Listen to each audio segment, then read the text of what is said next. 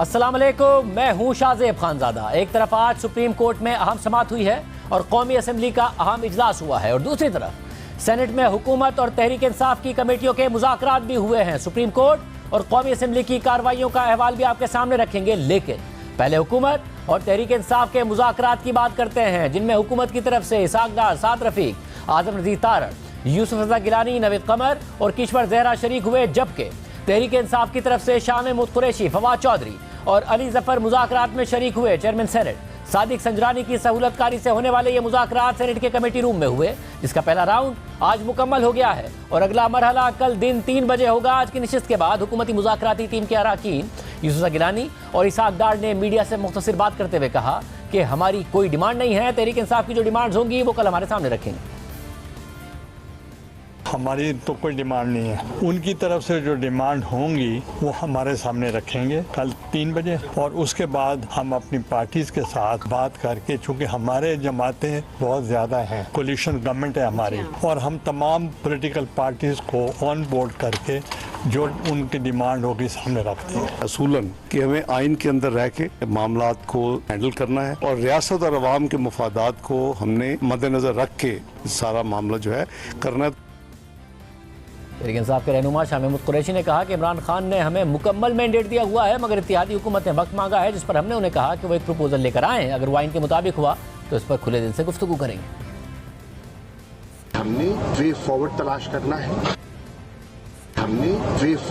करना है, इन मुज़ाकरात के जरिए, और इन मुज़ाकरात को कोई ताखीरी हरबे के तौर पर इस्तेमाल नहीं करना। हम जो भी हल तजवीज़ करेंगे वो आइन के दायरे के अंदर रहते हुए हम हल तजवीज़ कर सकते हैं। इमरान खान साहब से हमारी मशावरत हुई और उन्होंने हमें मुकम्मल मैंडेट दिया है, लेकिन जो हमारी कोलिशन गवर्नमेंट है उन्होंने कहा कि अभी उन्हें आपस में मशावरत करनी होगी, उन्हें कुछ वक्त चाहिए और जो अपने कोलिशन पार्टनर्स को ऑन बोर्ड उन्हें लेना होगा। आप एक प्रपोजल लेकर आइए और वो प्रपोजल आइन के दायरे के अंदर हुआ तो हम खुले ज़हन से उस पर गुफ्तगू करेंगे। हुकूमत और तहरीक इंसाफ के दरमियान मुज़ाकरात की अंदरूनी कहानी भी सामने आई है। जियो न्यूज़ के नुमाइंदे अयाज अकबर यूसुफजई के मुताबिक तहरीक इंसाफ की जानिब से 3 शराइत हुकूमत के सामने रखी गई। एक शर्त यह थी कि रवा साल मई में कौमी असम्बली और दोनों सूबाई असम्बलियां तहलील की जाएं और जुलाई में मुल्क भर में इंतखाबात कराए जाएं। दूसरी शर्त यह थी कि 14 मई के अलावा एक साथ इंतखाबात के लिए आइन में तरमीम की जाए। तीसरी शर्त यह थी कि आइनी तरमीम के लिए तहरीक इंसाफ के इस्तीफे वापस लेने होंगे। हुकूमत और तहरीक इंसाफ इंतखाबात से मुतालिक मुज़ाकरात का आगाज कर चुकी है, जबकि सुप्रीम कोर्ट ने 14 मई को पंजाब असेंबली के इंतखाबात कराने का हुक्म दे रखा है। आज इसके लिए फंड्स देने की डेडलाइन मुकर्रर की थी और वाज़ेह किया था सुप्रीम कोर्ट ने कि 27 अप्रैल तक 21 अरब रुपए ना दिए गए तो अदालती हुक्म ना मानने के शदीद संगीन नताइज आ सकते हैं। लेकिन आज समाअत हुई तो 3 रुकनी बेंच का मूड, अदालत का माहौल और चीफ जस्टिस का रवैया सब बदला हुआ था। ना तो 27 अप्रैल की डेडलाइन पर कोई बात हुई, ना ही शदीद संगीन नताइज का कोई जिक्र हुआ, ना ही मुज़ाकरात के लिए कोई डेडलाइन या टाइमलाइन दी गई, बल्कि केस की समाअत ही गैर मुय्यना मुद्दत तक मुलतवी कर दी गई है। 3 रुकनी बेंच ने अपने पिछले हुक्मनामे में वजीर आजम को कौमी असम्बली का एतमाद हासिल होने पर सवाल उठाया था और आज पार्लियामेंट ने वजीर आजम शहबाज शरीफ को एतमाद का वोट देकर अदलिया को जवाब दिया है। 11 अप्रैल 2022 को कौमी असम्बली ने शहबाज शरीफ को 174 वोट देकर वजीर आजम मुंतखब किया था और आज इसी ऐवान ने 180 अरकान के साथ वजीर आजम शहबाज शरीफ पर एतमाद का इजहार कर दिया। बिलावल भुट्टो ने शहबाज शरीफ पर इजहार एतमाद की करारदाद पेश की, जो भारी अक्सरियत से मंजूर हो गई। एतमाद का वोट लेने के बाद वजीर आजम शहबाज शरीफ ने कहा कि आज हाउस ने अपना फैसला दे दिया है और यह फैसला इस 3 रुकनी बेंच के लिए है। अदलिया को आइन रीराइट करने का कोई इख्तियार नहीं, ये हो नहीं सकता। कंटेम्प्ट का वार थ्रेट किया जाए, फैसले में लिखा जाए आपने हमारा हुक्म नहीं माना, बैठा है। आज हाउस ने अपना फैसला दे दिया है और ये फैसला उनके लिए है जिन्होंने उस 3 मेंबर बेंच ने, और हम उस 3 मेंबर बेंच को नहीं मानते। आज इस पार्लियामान ने मुझे जो वोट ऑफ कॉन्फिडेंस दिया है, इसकी पादाश में जनाब स्पीकर मुझे वो अगर घर भिजवाते हैं तो खुदा की कसम 1000 बार जाने को तैयार हूं, मगर मैं इनका मान नहीं तोड़ूंगा। कल फैसला किया कि सेनेट में जो हाउस ऑफ फेडरेशन होता है वहां पर हम बातचीत के लिए अपने नुमाइंदे भेजेंगे, लेकिन जनाब स्पीकर बातचीत का एजेंडा क्या होगा, ये असल बात। पूरे पाकिस्तान में एक दिन इलेक्शन होगा।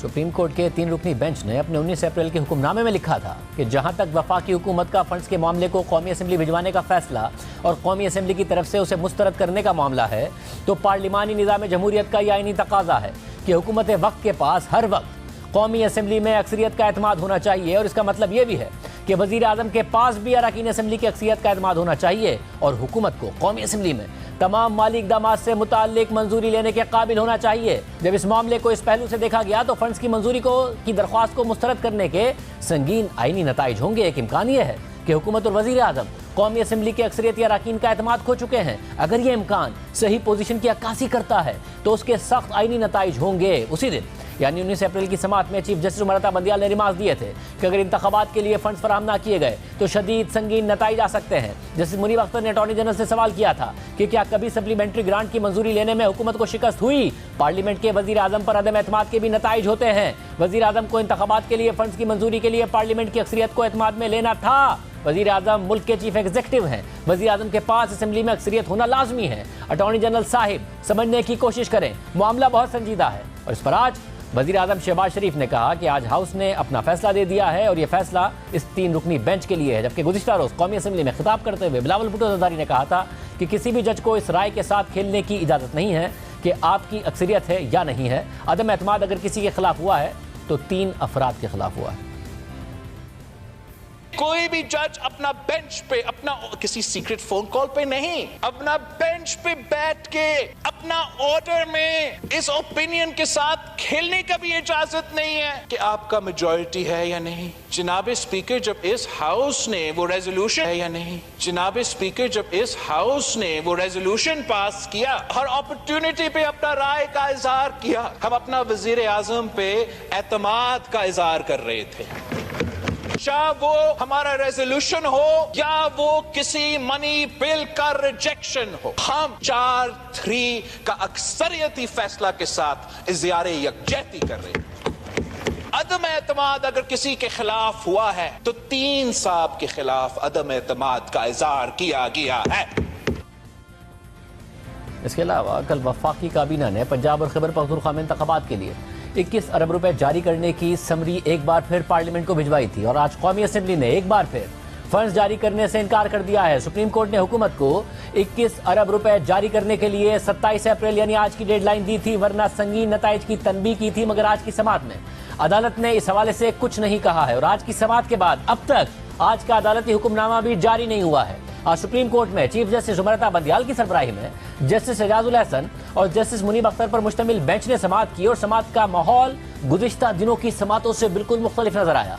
आज 3 रुकनी बेंच ने समाअत शुरू की तो अटॉर्नी जनरल मंसूर उस्मान अवान ने अपने दलाइल में कहा कि 19 अप्रैल को हुकूमत और अपोजिशन में पहला राब्ता हुआ। हुकूमत और अपोजिशन में 26 अप्रैल को मुलाकात पर इत्तफाक हुआ था। 25 अप्रैल को अयाज सादिक और साद रफीक की असद कैसर से मुलाकात हुई। असद कैसर ने बताया कि वो मुज़ाकरात के लिए बाइख्तियार नहीं है। गुज़िश्ता रोज हुकूमती इत्तेहाद की मुलाकातें हुई, 2 जमातों को मुज़ाकरात पर एतराज था लेकिन रास्ता निकाला गया। चेयरमैन सेनेट ने ऐवान बाला में हुकूमत और अपोजिशन को खतूत लिखे हैं। चेयरमैन सेनेट ने हुकूमत और अपोजिशन से 4-4 नाम मांगे हैं। चीफ जस्टिस ने सवाल किया कि असद कैसर के बाद क्या कोशिश की गई कि कौन मुज़ाकरात के लिए बाइख्तियार है। अटॉर्नी जनरल ने बताया कि चेयरमैन सेनेट से किस हैसियत से राब्ता किया गया। इस पर अटॉर्नी जनरल ने जवाब दिया कि सेनेट वफाक की अलामत है, इसलिए चेयरमैन सेनेट को कहा गया।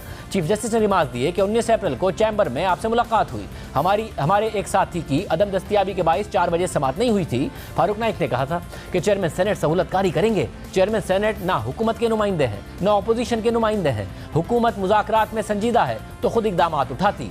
मुज़ाकरात करने पर अदालत मजबूर नहीं कर सकती। अदालत सिर्फ आइन पर अमल चाहती है ताकि तनाज़े का हल निकले। अदालत को कोई वजाहत नहीं चाहिए, सिर्फ हल चाहिए। चेयरमैन सेनेट इजलास बुलाएंगे, इसमें भी वक्त लगेगा। पीपल्स पार्टी के वकील फारूक नाइक ने कहा कि तमाम हुकूमती इत्तेहादी जमातें PTI से मुज़ाकरात पर आमादा हैं। मौलाना फजल रहमान को सेनेट ने मुज़ाकरात पर आमादा कर लिया।